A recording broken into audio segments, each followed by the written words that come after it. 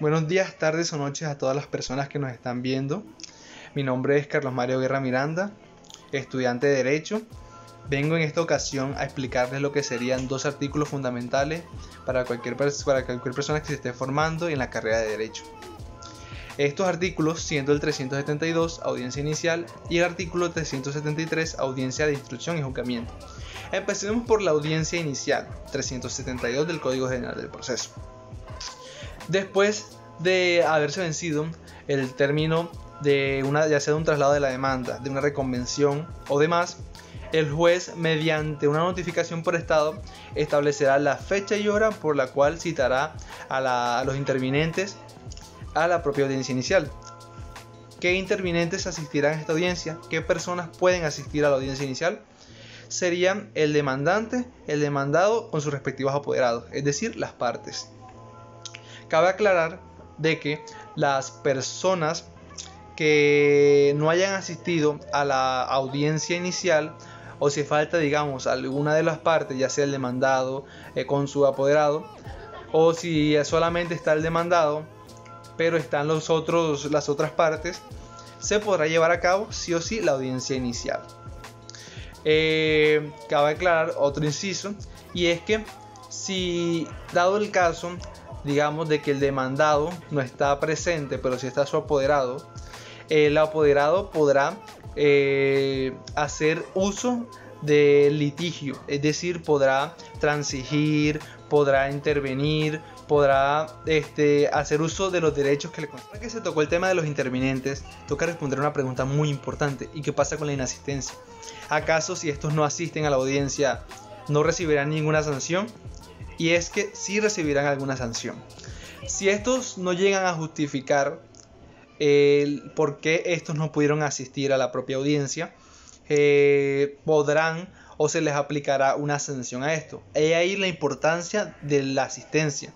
Y en el caso de que estos no puedan asistir por alguna fuerza mayor o porque se les presentó algún problema, es decir, si tienen una justificación clara, tendrán que presentarla ante el juez, ya sea anterior a la audiencia, y en este caso el juez podrá modificar la fecha y hora de la propia audiencia con el fin de que todas las partes puedan asistir. Y en el caso de que sea posterior a la audiencia, tendrá que hacerlo antes de los 3 días siguientes a la propia audiencia, porque si no, la excusa ya no será. Como ya habíamos mencionado, hay una serie de consecuencias para las personas que no presentan ninguna justificación o de plano el juez la haya rechazado, es decir, no la haya admitido, porque puede darse el caso de que esto pase. Y es que la consecuencia más importante, la que más podemos resaltar de esto, es que si llegara a faltar alguna de las partes y no asistiera ni siquiera algún apoderado de ella, se tomará los hechos que ésta dio, que ésta presentó, como válidos. Es decir, la parte que sí se encuentra en la audiencia, los hechos que ésta dio son los válidos. Un ejemplo de esto sería de que si el demandado junto a su apoderado sí se encuentran en la audiencia, mientras que el demandante con su apoderado no se encuentran, los hechos que se tendrán como ciertos son los del demandado. Aparte de esto, si nadie asiste, esto es algo muy importante, porque es que si nadie llegara a asistir a la audiencia, ni demandado, ni demandante, ni ninguno de los apoderados, es decir, nadie se presentó a la audiencia de plano, el juez podrá dar por terminado el proceso. Y esto es algo que hay que tener muy... Como ya hemos visto, hay diferentes incisos en este artículo. En total hay 11 artículos. Y aunque todos son importantes, es muy curioso, puesto que las audiencias iniciales normalmente empiezan a dar desde el inciso 6, que es la conciliación. Es decir, después de que ya el juez haya fijado dónde se dará la audiencia y todos los demás procesos que esto acarreen, de que las partes se hayan presentado y demás, se hace parte a la conciliación. Y es que en la conciliación el propio juez hará uso y apagará el micrófono o toda herramienta que esté grabando la audiencia, para invitar a las partes a que puedan conciliar y puedan llegar a un acuerdo. En caso de que estos no lleguen a ningún acuerdo, se prenderá de nuevo y se grabará de nuevo, y que transcurrirá el proceso como normalmente debería transcurrir. ¿por qué se apagan las cámaras o por qué se dejaría grabar la audiencia? Se preguntarán, y es muy sencillo. Se deja de grabar porque, dado el caso de que lo que se presente o si la conciliación no llega a nada, eso, como no es necesario para el proceso, no es necesario que quede pues grabado, que quede plasmado. Ahora, otro punto clave de la conciliación, y es que, dado el caso de que la conciliación sí se dé o que se llegue a un acuerdo entre las partes, el proceso se puede dar por terminado. Ese es un punto que tener muy en cuenta. Otro punto muy importante es que si no se da ningún tipo de conciliación, el proceso de la audiencia tomará un transcurso normal. Es decir, se llevará al siguiente paso, siguiente punto, que sería el interrogatorio. El interrogatorio de las partes, donde el juez fijará el litigio. ¿Cómo así que fijará el litigio? El juez le pedirá a las partes que se pongan de acuerdo en los puntos de la demanda en la cual haya controversia. ¿Cómo así? Vemos que en la demanda de los hechos que estableció el demandante, siempre va a haber puntos que, digamos, si dado, digamos, del caso de que el demandado esté de acuerdo con, digamos, 3 puntos de los propios hechos que presentó el demandado en la demanda, si está de acuerdo con esos puntos, en la fijación del litigio se dejarán de lado y pasarán a estudiarse, a evaluarse en los que hay controversia, es decir, en los otros puntos en los cuales el propio acusado no está de acuerdo. Eso es la fijación del litigio como tal. Y pues así el juez también podrá interrogar a las partes de una manera exhaustiva sobre el objeto del propio proceso. También puede establecer el careo para el propio proceso que se esté llevando en la audiencia. Y así pues llegamos al control de la legalidad. Pues vemos que del control de la legalidad, más que todo, el juez trata de asegurar la sentencia. Es decir, que no se presente ningún vicio más tarde que pueda darle una nulidad a la sentencia o el proceso que se esté dando. Es decir, no dejar nada al aire en el propio proceso. Y en el caso de que haya alegaciones, se presentará en la siguiente audiencia.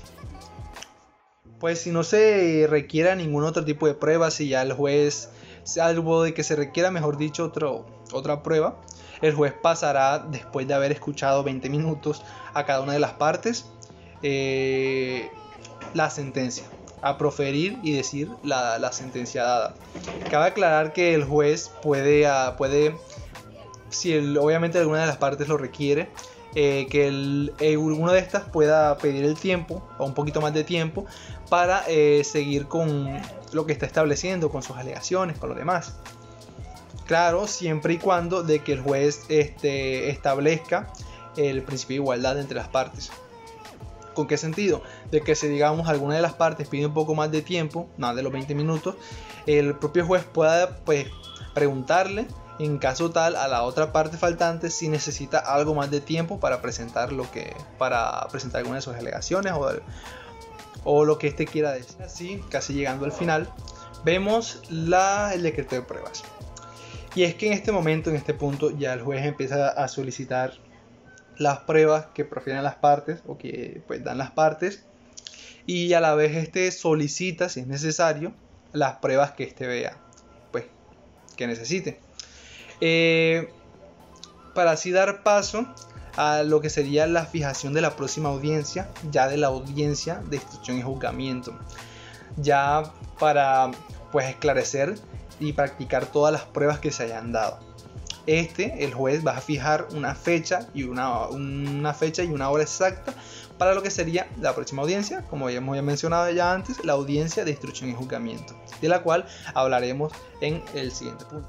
Ahora bien, tocará hablar del siguiente y último artículo de este video, y es que hablaremos del 373, la audiencia de instrucción y juzgamiento. Y es que vemos que pues este es un poco más corto, cabe decir, y es que aquí nuevamente el juez, ya habiendo fijado la fecha y hora exacta en la que se va a presentar y con disposición de se dará paso a lo que será la audiencia de instrucción y juzgamiento. En antes de abrir como la audiencia como tal, el juez pasará a realizar el interrogatorio a alguna de las partes en caso tal de que éste no haya asistido y el propio juez haya decretado o haya dicho o haya admitido pues la justificación de este. Y a su vez se fijará nuevamente el litigio. Bueno, como ya vimos anteriormente, aquí también pasa algo similar. Y es que el juez escuchará nuevamente a las partes 20 minutos sobre los alegatos de conclusiones que estas quieran presentar.